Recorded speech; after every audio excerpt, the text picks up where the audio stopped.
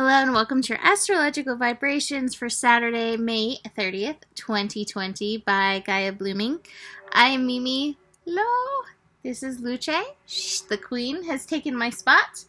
And so I figured she's cuter and funner to watch even when she's snoozy.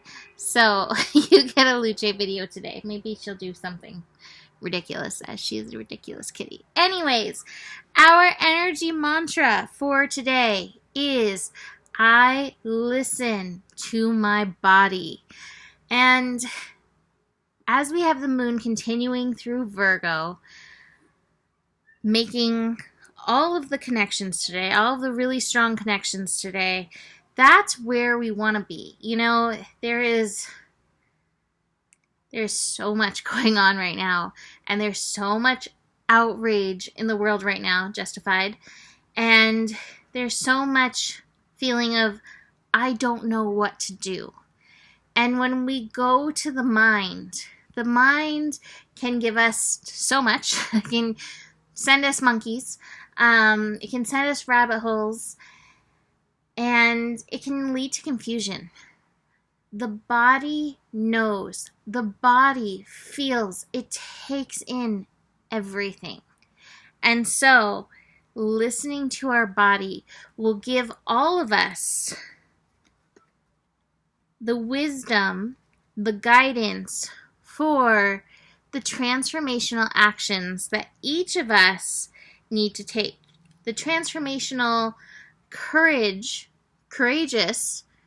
actions that each of us need to take. So let us unpack the day.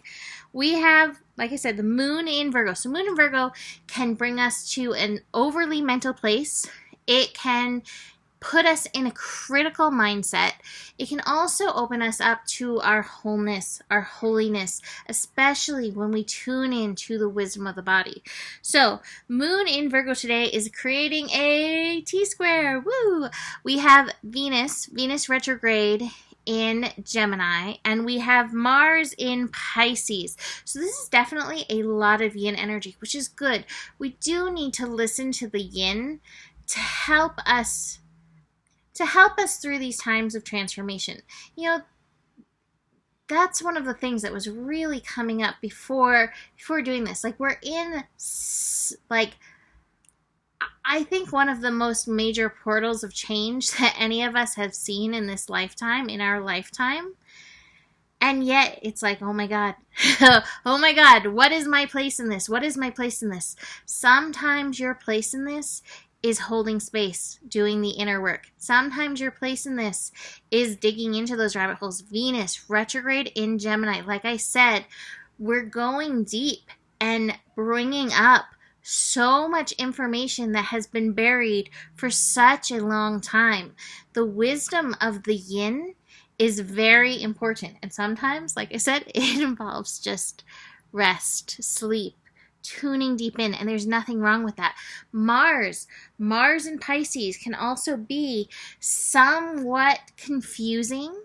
It can be somewhat foggy in how you're being called to take that action. And yet there is this deep, esoteric, spiritual side of it, side of Mars in Pisces energy. And that's the thing, is even as we're taking outside action, there is major, deep, inner work, undoing of lifetimes of patternings, lifetimes of conditioning to be done at this time. So if your something looks something cute like this, maybe a little less fuzzy, that is all right. Just realize that this is a major part of the process at this time. And again, listening to your body, it will guide you to how you are being called to show up. That being said, with this T-square energy, you may feel a little divided. Whenever we have a mutable sign T-square, we can feel like we're at a crossroads, and it can be confusing. Which way do I turn? Don't go that way, or that way, or that way.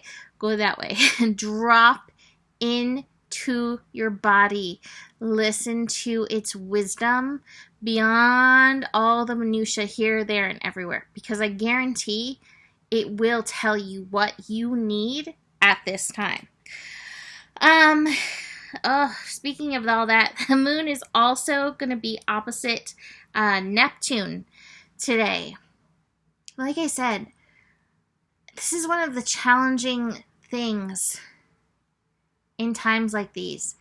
There is a spiritual plan at hand. And yet, we're called to work with that divine plan, that divine unfolding that is happening. And yet, Moon in Virgo is like, I was listening to Wild World earlier by Cat Stevens, formerly known as Cat Stevens, and like that song keeps playing in the background. The Moon in Virgo is like, hey, this is reality. It's not all esoteric. It's not all spiritual. It's not all divine plan. And it can be really scary to not know the divine plan. That being said, that energy is still there, and it is pulling us through these seeming eye of the needle kind of energies. It's also interesting, this eclipse that we are building into, we are, let's see, how far are we? Like, as of this recording, we're a week out from the eclipse. This first eclipse does have this mutable T-square as part of it. It's a different mutable T-square, but still, that crossroads and information coming from multiple places. So, this is your start. Ready, start, go. Ready, set, go. Dropping in. Listening to yourself, beyond me, beyond the media, beyond your best friend, beyond even your mentors, your gurus, any of that. When you drop in, what is the wisdom that is there? That's what's going to ultimately guide you through this transformational energy. Speaking of transformation, Moon in Virgo is connecting to Pluto. And that's one of these things is, again, how can you stay empowered in this energy? Keep an open mind. Do pay attention to, I feel like I'm being such a Gemini right now. Listen to yourself. Yeah, do pay attention to the things. Do pay attention to what is garnering your attention at this time. There is a reason for that. Stay empowered in yourself. Do not give your authority away at this time. And I think we all need to hold a little kindness for each other. One of the things that I don't know, been debating saying, because I'm not into fear-mongering, but I am into noticing patterns. So our second eclipse that we are having, the last time we had an eclipse at this degree was actually in 2011. Or not 2011, 2001, sorry. 2001 was the last time we had literally the same eclipse pattern. 0 degrees Cancer, that'll be the second eclipse. So, we remember what happened at that time. That major change needed to happen. And regardless of where you think that came from, major change happened. What would happen if we could gather together without tragedy being the guiding force? How do we do that? And without worrying about everybody else and how they're doing that, what is your part in that? And that's one of the things I want you to think about as we build into these eclipses. How can we come together, work together, even if that person has this opinion and you have another opinion? How do we work together? How do we work together as earthlings? How do we work together to build kindness and love and make that the new foundation? So I want you to keep that in your back of your mind as you drop into your body and listen to what needs to be said. Hopefully this sweet face that I'm bugging right now, hopefully it inspires heartfelt energy. I do want to say, I have the possibilities card. So as we go through this transformation, this courageous transformation process, there are possibilities on high. And like I said, there is a divine plan. It's so cute. I have the breakthrough card in reverse. We're not there yet. We will hit that breakthrough time. But for now, also being very aware. What do you need to let go? I think this is one of the things. Where can we practice forgiveness? Where can we let go of those grudges? Where can we let go of unkindness, either done to us or that we have done, so that we can focus on this heart energy and this transformation at hand. So, I'm going to leave this here for now. Lots to unpack, right? You can book a reading with me. I really don't have any eclipse spots open before the eclipse, but you could try. If you've emailed me, I have you on my radar. I may not have emailed you back. The days have been busy, but I will email you back and get you in if you've emailed me already about this.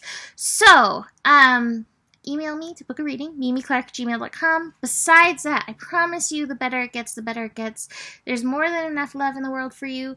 You have the power, and seriously, thank goodness for these wonderful little beings that remind us of the energy of unconditional love, especially this little queen who likes to take my spot. Namaste.